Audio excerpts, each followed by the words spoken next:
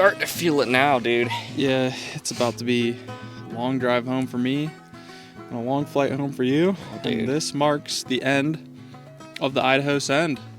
We did it. We did it. Well, not yet. You got to get home, and I got to get home. We did the important part. We did the important part. We've got the footage. At least you need to make it home so the people get to see it. Yeah. I guess if I don't make it home, then this isn't coming out, but you know. It's okay. At least we've cataloged the greatest last week of anyone's life. Yeah. Oh, yeah. It is the final morning here. We've packed up camp. We're not doing any fishing today, but we're about to drive back out to Spokane for Murphy to fly out, and we figured, come on here one more time, do one more podcast, just summarizing the Send, highs, lows, quick day-by-days, and just talk about the experience that was the Idaho Send. It was really a magical time, and it was a trip with a lot of events, a lot of highs, a lot of lows, couple lows, a lot of highs, couple lows. Yeah. But as any good adventure trip goes, you're going to have a whole array of different kinds of experiences if you put yourself in the position to have those. Yeah. So let's go with, what do you think? Favorite campsite? Probably this one is a no-brainer. Yeah, for me it's this one, but it's close with our river site. I know. We haven't spent 2 nights at a campsite before. No, we've never done so that. Nice. That campsite was beautiful. This one, I guess let's rephrase it. I think I might have liked the Riverside campsite more, but the view from this one is better. Yeah, this is a proper campsite to end a trip on. Yes. Just overlooking the valley. Beautiful sunrise, beautiful sunset. Got best of both worlds. Yes. Temperature's a little warmer up here. It's a lot warmer up here. And honestly, it's actually quiet at this campsite. There's no noise. There was always stuff happening. There was other campers around, or the river was right there, or it just was noisy at these other spots. Lots of white noise. But here, on the other hand, not a whole lot. Silent. Yeah. Silent. So it's been a very peaceful time up at the top of this hill. Yeah. So a good way to end it. But I think, maybe campsite where we did the double, which we've never done before. I think that was probably favorite camp. This is most peaceful and out there camp. Yes. Good one to end it on. Now, I have an obvious low point for the trip. For myself. The peak low point. This is the lowest of low points for the whole low experience. Point was when I was whipping the drone around, getting most beautiful shots day 1, and it just starts tumbling out of midair. No sensor warnings, no nothing. Murphy's catching fish, and I'm just sitting looking at the screen going, oh no, oh no, oh no, we gotta go, Murph. Yeah, I was plucking fish out of that hole, but there are bigger things in this world than these fish, like $1,000 drone. So we had $2,000 drone. $2,000 drone. We had to book it.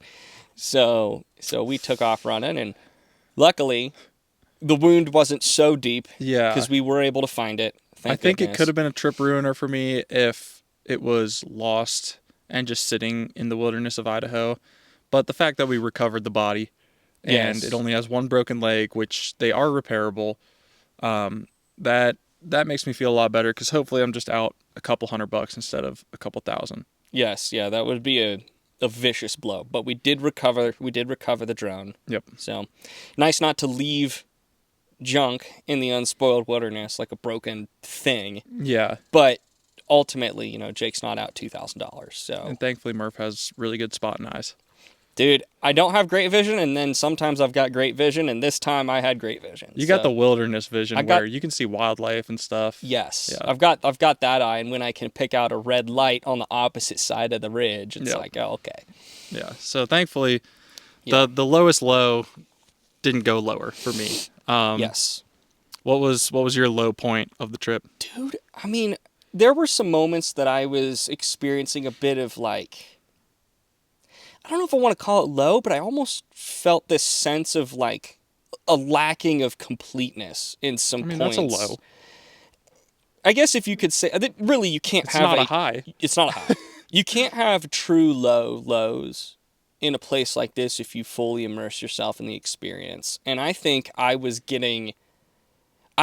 pulling myself away from the experience just because I needed to have this vision of what the last day was going to look like.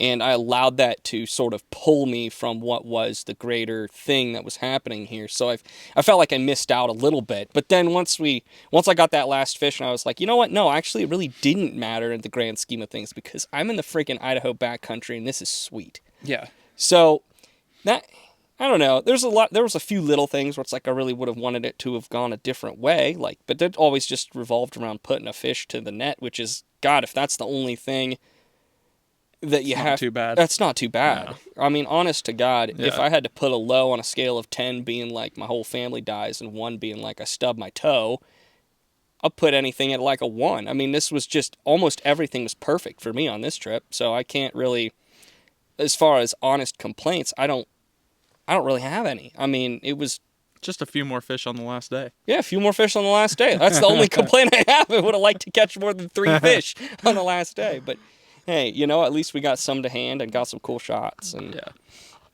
yeah, but man, highest highs. That's a very easy one for me. Obviously, it's got to be that bull trout. Oh, dude. I mean, yeah, that's a no-brainer. Morning streamer fishing with the glorious cone head that I shall frame up on whatever space I put this photo. That was just a beautiful fish, beautiful moment, exactly what we came out here for. Neither of us wanted to say that we needed to catch a bull trout, but I was kind of feeling that way. And made it happen on a random morning, stripping a little olive conehead through a beautiful little riffle run complex. Right by the camp. Yep. And I think my high is slightly different, but it is bull trout centric.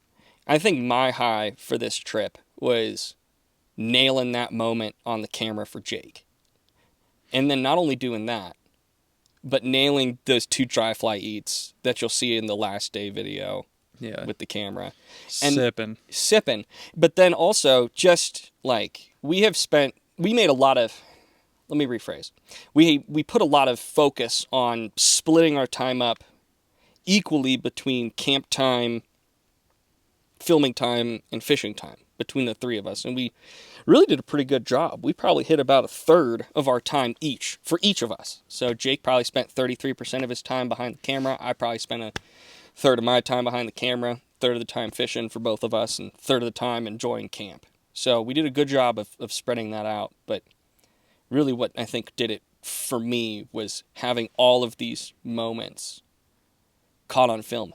Who the heck can say they go to the Idaho backcountry and get 3 bull trout hook sets and lands on film in one trip? Yeah. Not many guys. No, not many. That's pretty unique. That was probably my peak experience here. I mean, obviously putting a bull trout in my hand was sweet, but getting all that on film was really, I think, what did it for me. It's just nailing that shot. So yeah.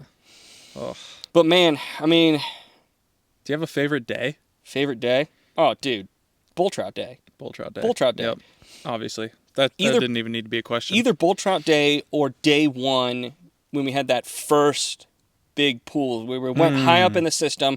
We hiked back in there. That did feel special. That felt really special because we had that was the day of the low. That was the day of the drone crash.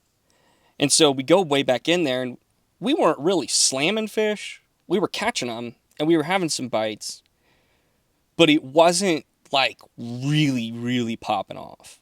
And so then we have this drone catastrophe, and it's like, well, let's just change it up. Let's go somewhere else. And so we move further down on the system, and then we hit this spot, and it's just like bang, bang, bang, bang, bang. Just fish after fish after fish after fish. Yeah. And it seemed like we were throwing nymphing rigs, dry flies. I mean, just the whole suite of stuff that you would throw for cutties. And it was just working. That was either that moment on day 1 or just the whole of day 3 where it seemed like dang near you couldn't do anything wrong. You couldn't do anything wrong. Yeah. Like even me having my struggles, because I tend to have a moment. I mean, even in my like not being able to fish for whatever reason, just forgetting how. Like yeah, unfortunately, Murphy transferred all of his fishing juju to me for about 2 hours that day. Yeah, that's all right. I mean, I took it and ran. Someone needed to have it. But man, it was a great trip though. I'm glad you came out here, dude. It was a special time. This was our longest send to date. Yes. We did have some conversations with some potential sponsors before this trip. We're hoping that once we show off this body of work from the Idaho send, turn this again into something bigger next year, and just keep growing it, because next year Yes. we're hoping that we'll have a third member of the Fish Boys coming out, at least a third member of the Fish Boys coming out with us. We're hoping that we'll be able to do a potentially a drift boat trip, so it could be an entirely different excursion. Yes. Next year. So, but we will keep the planning going to make sure that we can continue to do stuff like this, because it is so special. And we put so much stock in doing it and look forward to it for so long. And just, we're going to try and keep doing this for as long as we can. Yeah, and we do put in a lot of work for these videos, so we appreciate you guys watching. And yes, if you enjoy these, then please show your support by dropping a comment, sharing the video with somebody, and subscribing to the channel, because the shares are massive when you just like can tell someone, hey, I like this channel. Sure. That's a big part of how word gets around, and we appreciate all the support. We get a lot of positive comments on these videos, and it means a lot to us. So we just want to thank you guys for following along. And it's another year of the Send series in the books. The Idaho Send is complete. That's it. Nice work, buddy. Love it. Peace.